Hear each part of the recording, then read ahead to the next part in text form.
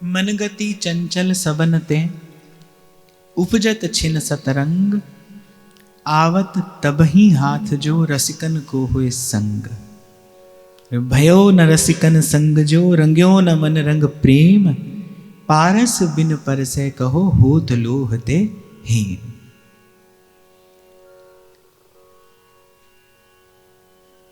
जब तक चंचलता है मन की, चंचलता अर्थात एकाग्रता का अभाव, जब तक मन एकाग्र नहीं है तब तक सुखानुभूति संभव नहीं। और यहां श्री ध्रुवदास जी कह रहे जब तक रसिकों का संग न हो तब तक मन की चंचलता मिटती नहीं।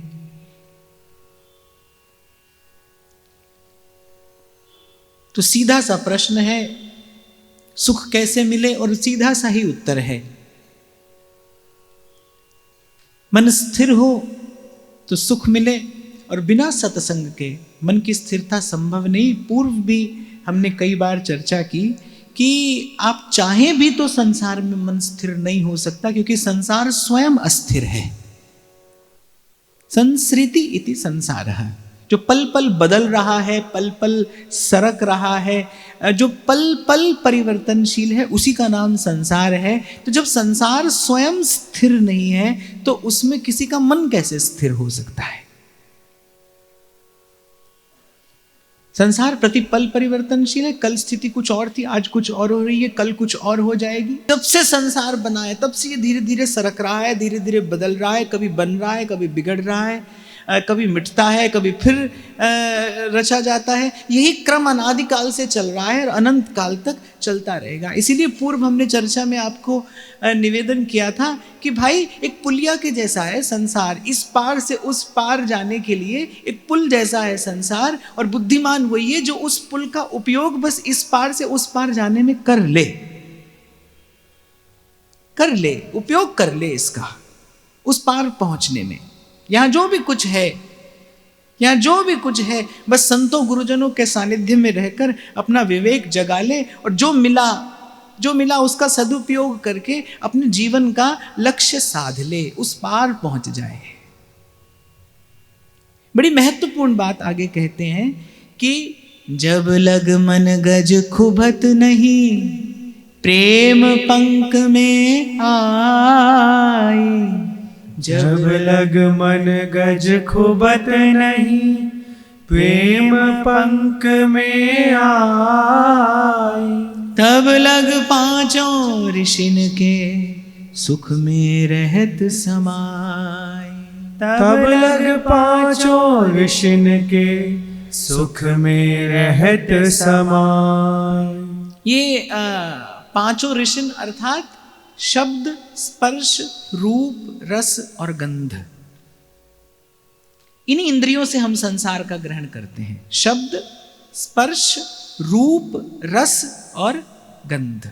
आंख, कान, नाक, हाथ और जिह्वा, यहीं से विषय का जो रस है उसे ग्रहण किया जाता है। और आप कभी एकांत में बैठकर देखना, मन किसी भी विषय का चिंतन कर रहा होगा, वो इन पांचों में से कोई एक विषय ही होगा। या तो शब्द होगा, या स्पर्श का सुख होगा, या रूप का सुख होगा, या जिह्वा के रस में कहीं अटका होगा। इसी प्रकार शब्द, स्पर्श, रूप, रस, गंध से विषय रस ग्रहण किया जाता है। और इन्हीं इंद्रियों को जब लगाया जाता है भगवत सेवा में, तो वो भगवत रस का ग्रहण होने लगता है। और कई बार कह सुन चुके हम भाई कि जब तक विषय रस से बड़ा श्रेष्ठ कोई और सुख ना मिले तब तक मन विषय का रस नहीं छोड़ता। इसीलिए तो आचार्यों ने आपको हमें सेवा में लगाया। सेवा में लगने पर क्या होगा? दर्शन होगा, बार बार दर्शन होगा, अपने इष्ट आराध्य का दर्शन होगा। प्रभु के रूप का दर्शन होने से क्या होगा? संसार के रूप के प्रति जो आकर्षण है वो शिथिल पड़ेगा। आप देखो श्रीमद् भागवत इन्हीं पांचों विषयों को ही समेटती हुई नवदा भक्ति की बात करती है। श्रवण, कीर्तन, स्मरण, अर्चन, वंदन, यहां तक। कोई ऐसी व्यवस्था नवदा भक्ति में की गई है कि बस किसी प्रकार से इन पांचों इंद्रियों को भगवत भाव में तन्मय करा दिया जाए। दर्शन होता रहे, कान के माध्यम से भगवत कथा का रस मिलता रहे। आपका यदि भगवत कथा श्रवण में अनुराग हो जाए तो आप देखेंगे फिर आपको संसार की जो वार्ता है, जो विषय की वार्ता है ना, वो आपको स्वतः ही नहीं सुहाएगी। जब कथा का रस आने लगता है ना, जब कथा में रस आने लगता है, तब आप देखोगे कि वो विषय की वार्ता आपको सुहाती नहीं। जिसको बड़े चाव से कभी सुना करते थे, जिसमें कभी बड़े उत्साह से सम्मिलित हुआ करते थे, कोई रस नहीं रह जाता उसमें, कोई रस नहीं रह जाता। मैंने देखा है, ये तो मैंने अपने जीवन में ही अनुभव किया है कि यहाँ वहाँ जब संसार के किसी समारोह में, किसी उत्सव में बड़े उत्साह से सम्मिलित होने जाया करते थे, फिर जब कथा का रस आने लगा, जब सत्संग में रस आने लगा, जब थोड़ा भजन का रस मिला, तो वो सब फीका लगने लग गया। फिर वो नहीं सुहाता है, फिर वो नहीं रुचता है। यही कथन श्रवण की महिमा है, यही अर्चन वंदन की महिमा है कि जिन इंद्रियों से हम संसार के विषय रस को ग्रहण करते हैं, उन इंद्रियों से जब भगवत भाव ग्रहण किया जाता है तो विषय के प्रति आकर्षण शिथिल होता होता अंततः समाप्त हो जाता है। यही बात कल भी मैंने आपको कही थी, होते होते मन निर्मल हो जाएगा। किसी वस्त्र पर, किसी उज्जवल वस्त्र पर कोई काला दाग लगा हो तो कभी कभी ऐसा होता है, एक बार धोने से दाग नहीं जाता, 2 बार धोने से नहीं जाता। हाँ, लेकिन एक बात पक्की है कि धुलते ही वो हल्का पड़ना आरंभ हो जाता है। बहुत अधिक बल प्रयोग किया जाए तो फिर वस्त्र के फटने की आशंका है, वस्त्र फट सकता है। इसलिए धोने वाला बड़े ध्यान से धीरे धीरे करके उस दाग को हटाता है। ऐसे ही मन की चदरिया पर दाग लगा है, पर चदरिया कैसी है? कबीर कह रहे झीनी रे झीनी चदरिया, माने ये जो मन की चादर है ये बड़ी झीनी है, इस पर दाग लगा है, तो फिर धीरे धीरे छुड़ाया जाए। इसीलिए मैं बार बार कहता हूं, भक्ति बड़ी कोमल प्रक्रिया है। हटाकर विषय पंख को धीरे धीरे प्रियालाल के प्रेम सर्वे नवाया। धीरे धीरे तो धीरे धीरे करके लगाइए, अपनी पहले कर्मेंद्रियों को लगाइए, फिर ज्ञानेंद्रियां भजन में लगने लगेंगी, और फिर कर्मेंद्रियों और ज्ञानेंद्रियों का अनुगमन करता करता एक दिन मन भी भजन भावमय हो जाएगा। यहाँ पर विधि यही है भाई, यहीं से आरंभ करिए। प्रथम भक्ति संतन करी संगा, यहीं से आरंभ करिए। श्रवण कीर्तन स्मरण, और श्रवण कीर्तन स्मरण जब जीवन में स्थिर हो जाता है तो आपकी चेतना, आपकी वृत्ति एक विशिष्ट प्रकार के उत्साह को प्राप्त करती है, और उस उत्साह के पश्चात आपके मन में इच्छा बलवती होती है सेवा की। उसके बाद अर्चन और वंदन, और इस प्रकार श्रवण कथन स्मरण अर्चन वंदन करते करते फिर उस परम तत्व के प्रति, उस भगवत तत्व के प्रति आत्मीयता का भाव प्राप्त होता है। आपको अपनापन अनुभव होने लगेगा प्रभु से। फिर जैसी आपकी रुचि हो वैसा संबंध प्रभु से बनाकर फिर अपनी भावना की सिद्धि प्राप्त की जाती है। यही क्रम है। इसलिए कोई पूछे ना, कहाँ से आरंभ करे कोई व्यक्ति? किसी को यदि भजन के मार्ग पर पग धरना हो, किसी को यदि इस देश में प्रवेश करना हो, तो कोई कहाँ से आरंभ करे? बस श्रवण सुने, भगवान की बात सुने, और भक्त के मुख से भगवान की बात सुने। रसिकन के रह संग रे मन आन विचार तज, रसिकन के रह संग रे मन आन विचार तज, नैनन कोले रंग मिथुन रूप रस रंग के, नैनन कोले रंग मिथुन रूप रस रंग के। ये मैं आपसे निवेदन कर रहा हूं कि सबसे पहली विधि है श्रवण। अब श्रवण कब हो? बिन सत्संग न हरि कथा, तेहि बिन मोह न भाग।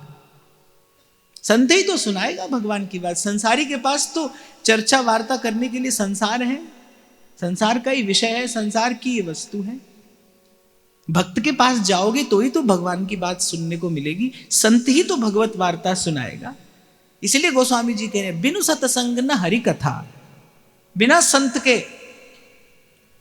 संत के सत्संग नहीं है, बिना सत्संग के भगवत कथा नहीं है। और कह रहे बिना भगवत कथा के जीव के मोह अंधकार को कोई दूर नहीं कर सकता। ते ही बिन मोह न भाग, ये मोह का अंधकार किसी भी प्रकार से दूर नहीं हो सकता। जैसे रात्रि के अंधकार को दूर करने में मनुष्य द्वारा किए गए कोटि कोटि प्रयास भी असमर्थ हैं।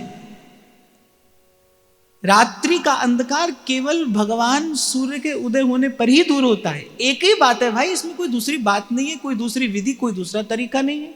रात्रि का अंधकार एक ही विधि से दूर होगा, सूर्य भगवान के उदय हो जाने से। ऐसे ही जो मोह का अंधकार है, और मोह भी कैसा, महाप्रभु कह रहे दुरंत मोह। दुरंत मोह अर्थात जिसका अंत होने में ही नहीं आता।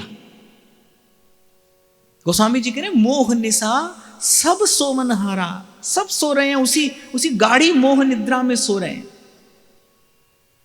तो ये मोह का अंधकार, ये दुरंत मोह एक ही विधि से दूर होता है, भगवान की कथा से। ते ही बिनु मोह न भाग, और फिर मोह गए बिनु राम पद हो ही न दृढ़ अनुराग। ये दृढ़ अनुराग जो शब्द कहा गया, ये बड़ा महत्वपूर्ण है। दृढ़ अनुराग अर्थात प्रेम भावना स्थिर हो जाए, छलके नहीं। दूध छलकता है भाई, लेकिन उस दूध को थोड़ा जमावन लगाकर दही बना दिया जाए, फिर नहीं छलकता है। दूध छलक जाएगा, दही नहीं छलकेगा। क्यों? क्योंकि वो गाढ़ा हो गया है। ऐसे ही भावना जब गाढ़ी हो जाए तब नहीं छलकेगी वो। अभी तो क्या है, कथा में बैठते हैं तो ऐसे लगता है कि जैसे बस कथा से ही प्रेम है, कथा में ही हमारा अनुराग हो गया है। फिर संसार के व्यवहार में जब उतरते हैं तब देखते हैं कि भाई संसार में भी अभी तो प्रेम है, अभी तो विषय से भी अनुराग है, अभी तो यहाँ भी मन लगता है, तो अभी तो वहाँ भी मन लगता है, यहाँ भी मन लगता है। अर्थात अभी दृढ़ अनुराग नहीं है। जब दृढ़ अनुराग हो जाए तो गोस्वामी जी तो एक प्रक्रिया बताते, कहाँ से आरंभ करिए और फिर उसके प्रसाद स्वरूप ये दृढ़ अनुराग रूपी ये परम निधि, ये परम संपत्ति आपको प्राप्त हो। तो कह रहे रसिकन के रहे संग रेमन आन विचार तज, नैनन कोले रंग मिथुन रूप रस रंग के। एक और बात मैं यहाँ पर आपको निवेदन करना चाहता हूँ कि जो संतों के संग रहने की बात कही जाती है ना, ऐसा मैंने अपने जीवन में अनुभव किया है, सो अपना अनुभव आपसे बांट रहा हूँ कि संतों के निकट बने रहने से वो जो एक क्षण होता है वो नियत निश्चित नहीं होता कब आएगा। जब जो वो कृपा का क्षण होता है ना, ऐसे गुरुजनों के सत्संग के निकट बने रहने से कभी आती है वो घड़ी जब आपके मेरे मन में, आपके मेरे चित्त में परिवर्तन होता है। कभी जैसे संत के मन में ना मौज आती है, एक एक लहर उठती है उसके हृदय में और बस वो आपको भिगो देता है। इसीलिए मैं आपसे बार बार कहता हूं बस बने रहिए सत्संग में। सब प्रश्नों का एक उत्तर है, सत्संग में बने रहिए। क्या हो रहा है कि नहीं हो रहा है, कब होगा, अब तक नहीं हुआ, ये सब बात एक ओर रखकर बस सत्संग में बने रहिए। एक ही पुरुषार्थ महापुरुष जीव से करने को कहते हैं, तन ही राख सत्संग में। बस इस तन को सत्संग में रखिए। वो तो ये भी नहीं कह रहे कि इससे आगे कोई और प्रयास करिए, बस किसी भी प्रकार जाकर बैठ जाइए, सुनिए, संतों के संग बने रहिए, अपने आप को डाल दीजिए संतों की सन्निधि में। क्योंकि अमोघश्च, ये है अमोघ उपाय, ये अवश्य फलीभूत होता है। और जैसा अभी मैंने आपसे कहा, रात का अंधकार सूर्य के उदय के बिना जाता नहीं, ऐसे ही आपका मेरा भी जो ये मोह अंधकार है जिसके कारण आप और मैं इतना अपार कष्ट और इतनी दुस्सह पीड़ा झेल रहे हैं, ये भी बिना सत्संग के तो जाने वाली है नहीं भाई। ये बात आज समझ लो तो भी अपना हित है, और कभी समझना तो भी समझना तो यही पड़ेगा, क्योंकि अंतिम सिद्धांत यही है भाई। अंतिम सिद्धांत यही है, याते परे न और कोई भजन न और कोई सुख। जैसे ध्रुवदास जी ने कहा ना, ऐसे ही अंतिम सिद्धांत है भाई कि जन्म जन्मांतर की पीड़ा नागरिया की सुधरेगी जब अखियां इत ही ढरेंगी। रे मन रसिकन संग बिन रंच ना उपजै प्रेम। रे मन रसिकन संग बिन रंचना उपजे प्रेम। या रस को साधन यह और करो जिनने, या रस को साधन यह और करो जिनने। तो यहां ध्रुवदास जी कह रहे हैं कि और कोई साधन करने की आवश्यकता ही नहीं है।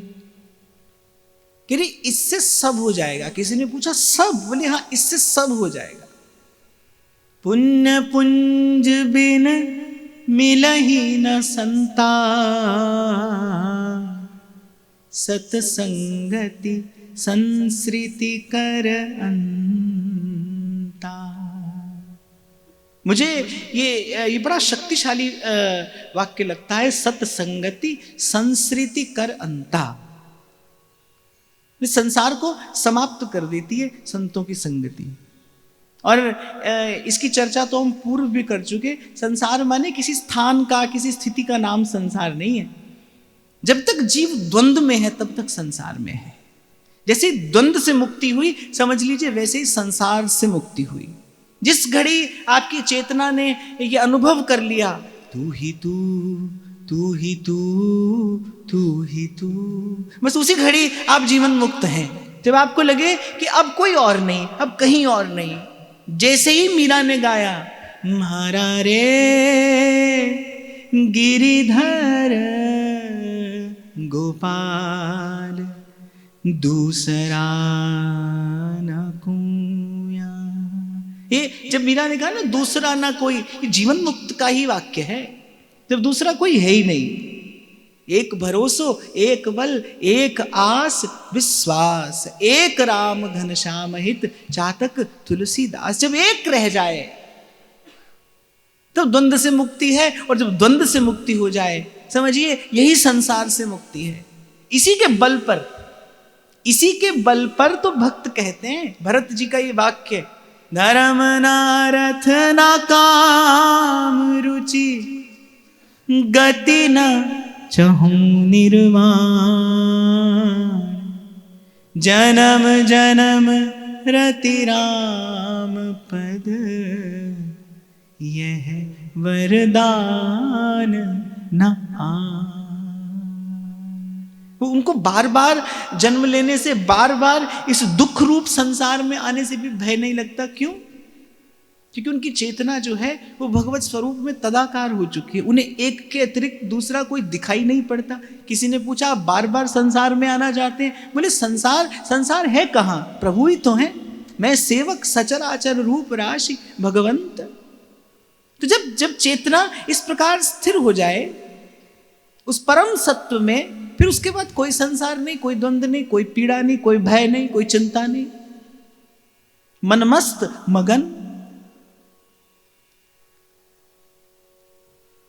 तो कह रहे रे मन रसिकन संग बिन रंच ना उपजय प्रेम। दो ही बातें सीधी सीधी समझने की है कि रसिकों के संग के बिना प्रेम का स्फुरण नहीं होगा, और इसके अतिरिक्त कोई और साधन करने की आवश्यकता भी नहीं, क्योंकि यही सब साधनों का साधन है। यही साधन भी है, यही सिद्धि भी है, यही मार्ग भी है और यही लक्ष्य भी है, यही रास्ता भी है और यही मंजिल भी है।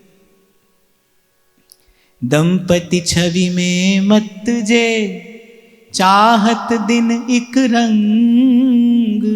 दंपति छवि में मत जे, चाहत दिन एक रंग। हित सोचित चाहत रहो, निस दिन तिन को संग। हित सोचित चाहत रहो, निस दिन तिन को संग।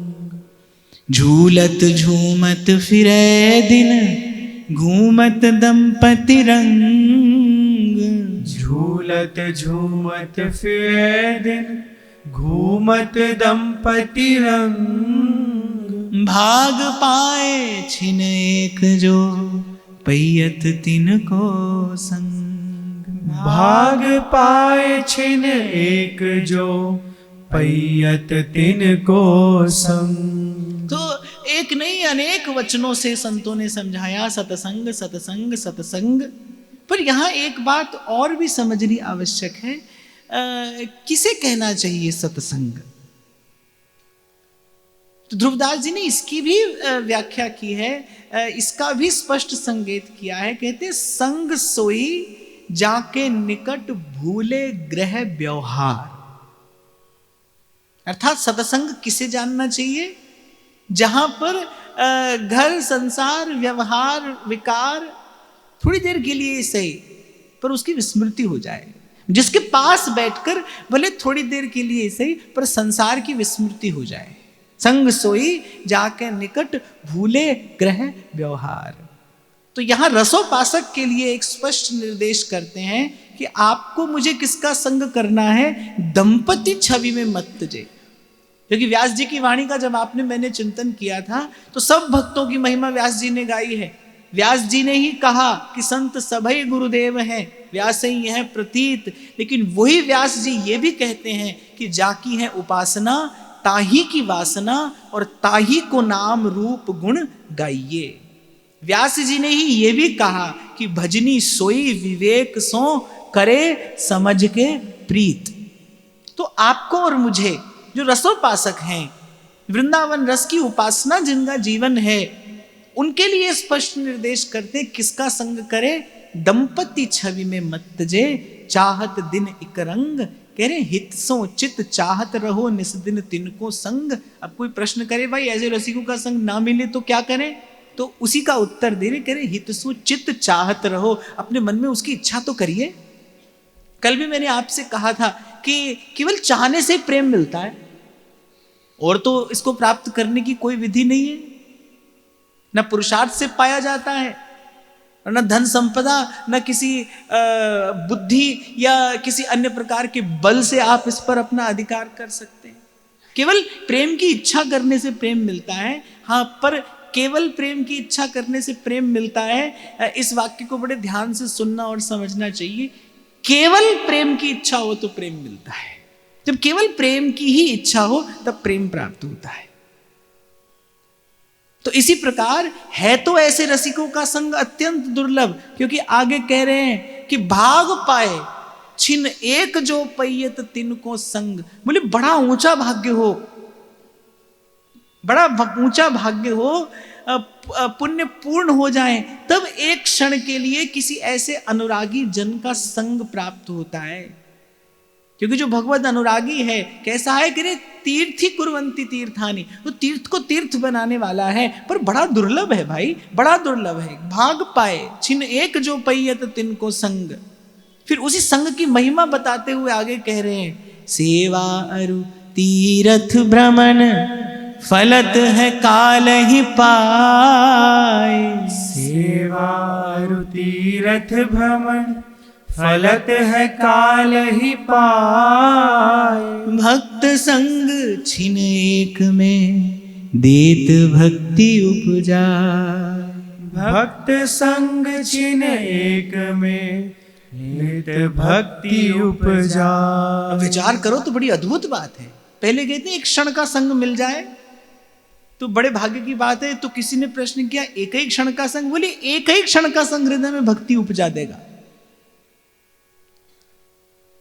भक्त संग छिन एक में देत भक्ति उपजाए। सेवा और तीर्थ भ्रमण फलत है काले पाए। इसलिए पूर्व में कहा कि रेमन आन विचार तज, बोले अन्य साधनों का विचार छोड़िए। पता नहीं होगा कि नहीं होगा, और होगा भी तो कब होगा। जीवन बड़ा दुर्लभ है, ये अवसर हाथ से चला गया तो फिर कब होगा और क्या होगा। तो कह रहे इसलिए अन्य साधनों का विचार छोड़कर बार बार वर मांगी हूं हर्ष देहु श्री रंग पद सरोज अनपायनी भक्ति सदा सत्संग। ऐसे किसी भक्त का संग मिल जाए। हाँ, पर पूर्व में व्यासपीठ ने निवेदन किया था कि ऐसे जो जन हैं वो तो प्रभु की निज संपत्ति हैं, वो तो प्रभु के निज जन हैं, वो तो प्रभु का भी धन है। और श्री ठाकुर जी सब देते हैं भाई, सब देते हैं। पर ऐसे निष्किंचन भक्तों का संग, उनकी कृपा, ये तो जब अति विशिष्ट कृपा प्रभु की होती है, जब अतिशय कृपा प्रभु की होती है, तब संत विशुद्ध मिलहि पर तेहि चितवत राम कृपा कर जई। कृपा में भरकर प्रभु देखते हैं जब जीव को, तब उसके जीवन में ये घटना घटती है, ये परिणाम आता है उस कृपा का, उस कृपा भरी दृष्टि का ये परिणाम आता है। अच्छा देखो, प्रभु का तो स्वभाव ही है कृपा, उनकी दृष्टि से तो सदैव कृपा ही बरसती है। पर जब गोस्वामी जी ये बात कहते हैं ना, चित्तवत राम कृपा कर जेहि, अब प्रश्न खड़ा होता है, क्या प्रभु बिना कृपा के भी किसी की ओर देखते हैं?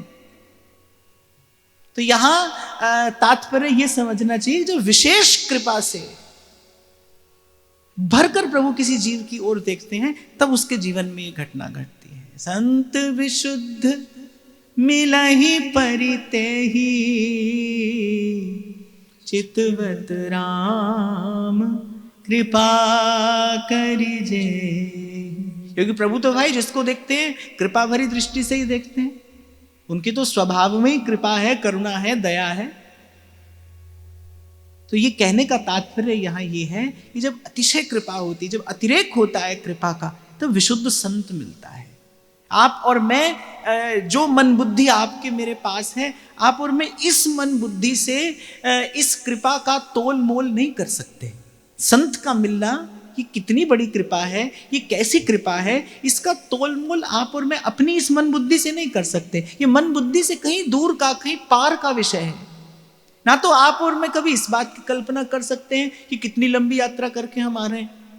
जन्म जन्म का ये बिछड़ा जीव है, जिसे ये अनुभव हुआ वो तो कहता है, बहुत जन्म बिछड़े थे माधो, ये जन्म तुम्हारे लेखे, ये जन्म तुम्हारे लेखे। बहुत जन्म बिछड़े थे माधो, जिनके ही ये बसत रहे श्री राधा वल्लभ लाल, जिनके ही ये बसत रहे श्री राधा वल्लभ लाल, तिनकी पद रज ध्रोय ध्रुव पीवत रहो सब काल। तिनकी पद रज धोए ध्रुव पीवत रहो सब काल। जिनकी पदरज धोए ध्रुव पीवत रहो सब काल, जिनके हिये बसत रहें राधा वल्लभ लाल। तो पहले तो मिलना दुर्लभ है, फिर मिल जाए तो फिर वो अवसर जाने मत दीजिए। अर्थात भीतर से भी और बाहर से भी उनकी चरण रज का सेवन करिए।